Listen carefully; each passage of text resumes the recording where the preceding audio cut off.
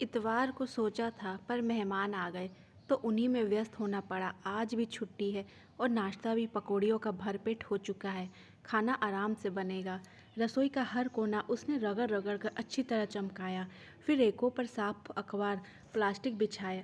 अंदर जब कुछ सर्दी लगने लगी तो सोचा थोड़ी धूप पर बैठकर अखबार पढ़, फिर खाने का काम शुरू होगा। तब तक रसोई घर भी सूख जाएगा।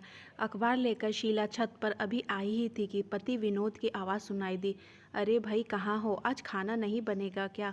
यह कहते हुए वह भी छत पर आ गए। अभी तो भरपेट नाश्ता हुआ है सबका। आपने भी तो किया है। शीला, जानती हो मैं नाश्ता नहीं करता हूँ। बच्चों का मन रखने के लिए 2-4 पकौड़ियाँ ले ली थी। मुझे तो हर रोज़ 10 बजे खाने की आदत है। फिर भी बहस किए जा रही हो। क्यों, आप इतवार को सबके साथ देर से खाना नहीं खाते हैं? पर आज इतवार नहीं है। अब नहीं बना है तो और बात है।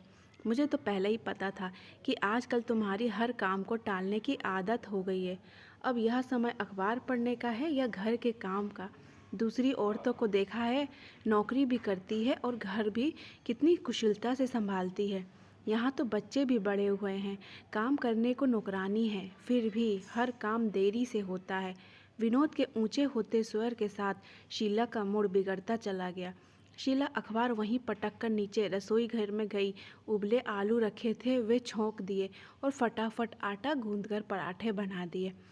पर खाना देखकर विनोद का पारा और चढ़ गया। यह क्या, सिर्फ सब्जी पराठे? तुम जानती ही हो कि लंच के समय में पूरी खुराक लेता हूँ।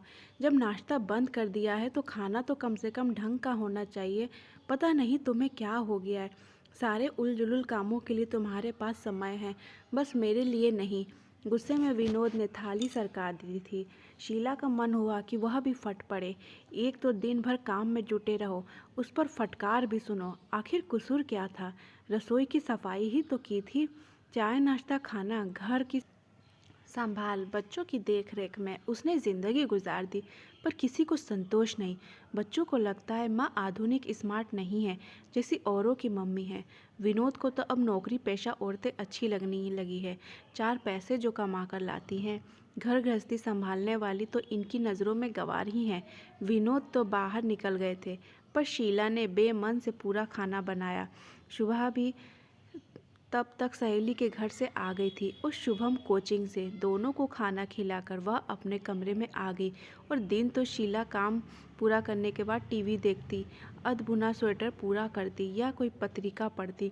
पर आज कुछ भी करने का मन नहीं था। विनोद का यह बेरुखी भरा व्यवहार पिछले कई दिनों से देख रही थी। आखिर कहाँ गलती हो गई? वह क्या इन घरेलू कामों की कोई अहमियत नहीं है? अगर बाहर नौकरी करती होती तो क्या तभी तक शख्सियत थी? उसकी शादी को हुए 18 साल हो गए। जब शादी हुई थी उसी साल एमए फर्स्ट डिवीज़न में पास किया था।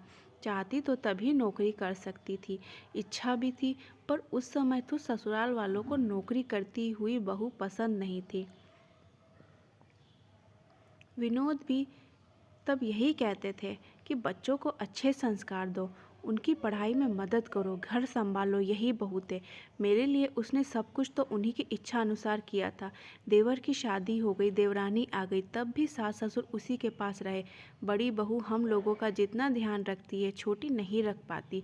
माँ जी तो अक्सर कह देती थी, बच्चों को संभालना, बूढ़े सास ससुर की सेवा करना, घर गृहस्थी करना, सब कुछ तो कुशलता से निभाया था उसने। फिर ससुर जी की मौत के बाद यह सोचकर माँ जी का ख्याल वह और भी रखने लगी थी कि कहीं इन्हें अकेलापन महसूस ना हो। पर अब क्या हो गया? ठीक है, बच्चे अब बड़े हो गए हैं, उन्हें अब उसकी उतनी ज़रूरत नहीं रही है। माँ जी ने भी अपने आप को सत्संग भजन पूजन में व्यस्त कर लिया है। विनोद का प्रमोशन हुआ है, तब से उनकी भी जिम्मेदारियाँ बढ़ गई है। मकान का लोन लिया है तो खर्च भी बढ़ गए हैं। बच्चों की भारी पढ़ाई है, फिर शुभा की शादी भी 4-5 साल में करनी है। शायद इसी बात को लेकर विनोद को अब नौकरी पेशा औरतें अच्छी लगने लगी है। पर क्या देखते नहीं कि उसकी भी तो व्यस्तता बढ़ गई है। सुबह 6 बजे से काम की जो दिनचर्या शुरू होती है तो रात को ही सिमटती है। फिर उन्हें ऐसा क्यों लगता है कि वह फालतू है? घर के सारे काम क्या अपने आप हो जाते होंगे? और तो और शुभा जब से बाहर हॉस्टल में गई है और शुभम की कोचिंग शुरू हुई है, बाजार के भी सारे काम उसे करने पड़ रहे हैं, पर नहीं, सबको यही लगता है कि वह फालतू है। सबको उससे शिकायतें ही शिकायतें हैं। और तो और माँ जी पहली बार 10-15 दिन को देवर के पास गई तो वह भी जाते समय कहने में नहीं चूकी, बहू तुम मेरी देखभाल करते करते थक जाती हो, तो सोचा कि छोटी के पास कुछ दिन रह लूँ। अनमनी सी शीला फिर बाहर बरामदे में पड़े मुड़े पर आकर बैठ गई थी। शुभा पास ही बैठी सिर झुकाए डायरी में कुछ लिख रही थी। क्या कर रही है माँ? अब दिसंबर ख़त्म हो रहा है ना, तो अपनी उपलब्धियाँ लिख रही हूँ। इस जाते हुए साल की और तय कर रही हूँ कि अगले साल मुझे क्या क्या करना है। नए संकल्प भी तो करूँगी ना। अच्छा, क्या उपलब्धियाँ रहीं माँ? विशेष उपलब्धि तो इस वर्ष की यह रही कि मेरा मेडिकल में चयन हो गया। अब मैं संकल्प करूँगी कि मेरा करियर इतना ही अच्छा रहे और अच्छे नंबर आते रहे। हर परीक्षा में शुभा कुछ सोचते हुए बोली, मम्मा मैं अपनी ही नहीं, शुभम और पापा की भी उपलब्धियाँ लिखूंगी। देखो ना, शुभम को इस साल स्कूल में बेस्ट स्टूडेंट का अवार्ड मिला है और पापा का तो प्रमोशन हुआ है ना। शीला ने भी उत्सुक होकर शुभा की डायरी में झांका तो वह बोली, मम्मा आप भी अपनी उपलब्धियाँ बताओ, मैं लिखूंगी। और आप अगले साल क्या करना चाहोगी? यह भी। शीला का उत्साह फिर से ठंडा हो गया। क्या बताए, कुछ भी तो उपलब्धि नहीं है उसकी। अब घर भर के लिए फालतू जो हो चली है वह, और एक ठंडी सांस ना चाहते हुए भी उसके मुंह से निकल ही गई। ओह माँ, आप बहुत थक गई हो, आपको थोड़ा चेंज करना चाहिए। शुभा कह ही रही थी कि फ़ोन की घंटी बजने लगी। शुभा ने ही दौड़कर फ़ोन उठाया था। माँ, मामा का फ़ोन है, पूछ रहे हैं कि शेफाली की शादी में हम लोग कब पहुँच रहे हैं। लो बात कर लो। हाँ भैया, अभी तो कुछ तय नहीं हुआ है। बात यह है कि इन्हें तो फुर्सत है नहीं क्योंकि बैंक की क्लोजिंग चल रही है। शुभम के अगले ही हफ्ते बोर्ड के इम्तिहान है, पर तू तो आ सकती है। शीला क्या जवाब दे यह सोच रही थी कि शुभा ने आकर दोबारा फ़ोन ले लिया और बोली, मामा हम लोग भले ही ना आ पाएँ पर मम्मी ज़रूर आएगी। और शुभा ने फ़ोन रख दिया था। माँ आप हो आइए ना, शुभा आग्रह करते हुए बोली। भोपाल है ही कितनी दूर, एक रात का ही तो सफ़र है। आपका चेंज भी हो जाएगा और नाते रिश्तेदारों से मुलाकात भी हो जाएगी। और फिर दोनों मौसियाँ भी तो आ रही हैं। माँ आप यहाँ की चिंता ना करें, मैं घर संभाल लूँगी। बस पापा और शुभम का ही तो खाना बनाना है, फिर लीलाबाई है ही मदद के लिए। बस आप तो अपनी तैयारी करो जाने का। ख्याल तो अच्छा लगा था शीला को भी, पर विनोद क्या तैयार हो पाएंगे? शीला अभी भी असमंजस में ही थी, पर शुभा ने विनोद को राजी कर लिया था। फटाफट दूसरे दिन का आरक्षण भी हो गया। शुभा ने माँ की सारी तैयारी करवा दी। शादी की गहमागहमी में शीला को भी अच्छा लगा था। रात भर जाग कर बहनों में गपशप होती रहती। सब रिश्तेदारों के समाचार मिले। भैया ने बेटी की शादी खूब धूमधाम से की थी। शेफाली के विदा होते ही घर सूना हो गया था। रिश्तेदार तो चल ही दिए थे, बहनों ने भी जाने की तैयारी कर ली थी। भैया मुझे भी अब लौटना है, शीला ने याद दिलाया था। अरे तुझे क्या जल्दी है शोभा, और शशि तो नौकरी पेशा है, उनकी छुट्टियां नहीं हैं, इसलिए उन्हें लौटने की जल्दी है। पर तू तो रुक सकती है, भैया ने सहज स्वर में ही कहा था। पर शीला को लगा जैसे किसी ने फिर कोमल मन पर चोट कर दी है। सब व्यस्त है, वही एक फालतू है, वहाँ भी सब यही कहते हैं। और यहाँ भी भैया के बहुत जोर देने पर वह 2 दिन रुक गई। पर लौटना तो था ही, बेटी वापस जाएगी। शुभम पता नहीं ढंग से पढ़ाई कर भी रहा होगा या नहीं। सब कुछ भूलकर उसे भी अब घर की याद आने लगी थी। स्टेशन पर सभी उसे लेने आए थे।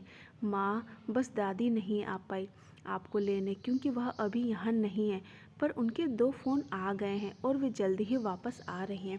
कह रही थी कि मन तो बड़ी बहू के पास ही लगता है। शुभा ने पहली सूचना यही दी थी। उधर शुभम कहे जा रहा था, आपने इतने दिन क्यों लगा दिए लौटने में, 2 दिन ज़्यादा क्यों रुकी? अच्छा पहले घर तो पहुंचने दे। शीला हंस कर रह गई थी। विनोद चुपचाप गाड़ी चला रहे थे।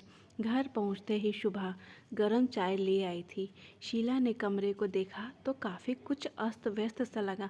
माँ, अब यह मत कहना कि मैंने घर की संभाल ठीक से नहीं की, और रसोई को देखकर तो बिल्कुल भी नहीं। आप तो बस चाय पियो और फिर अपना घर संभालना। शुभा ने माँ के आगे एक डायरी बढ़ाई तो वो बोली, यह क्या है?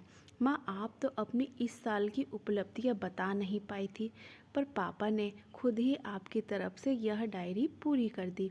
और पता है, सबसे ज़्यादा उपलब्धियाँ आप ही की हैं। लो, मैं पढ़ूँ? शुभा उत्साह से पढ़ती जा रही थी। हम सबको बनाने में आपका ही योगदान रहा। मेरी मेडिकल में चयन हुआ आपकी ही बदौलत। मैं एक बार मेडिकल में असफल हो गई थी, तब आप ही थी जिन्होंने मुझे दोबारा परीक्षा के लिए प्रेरित किया।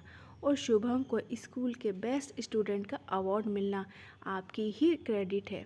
सुबह जल्दी उठकर बेटे को तैयार करना, नाश्ते खाने से लेकर हर चीज़ का ध्यान रखना, उसका होमवर्क देखना, और तो और यह आपकी ही मेहनत और लगन थी कि पापा का प्रमोशन हुआ।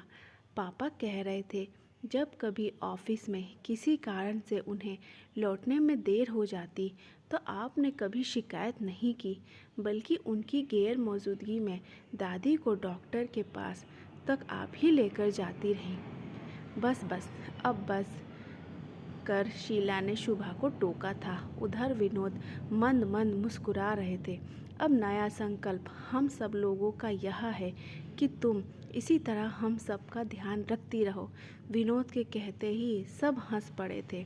उधर शीला को लग रहा था कि एक घना कोहरा जो कुछ दिन से मन पर छा गया था, अचानक हटने लगा है।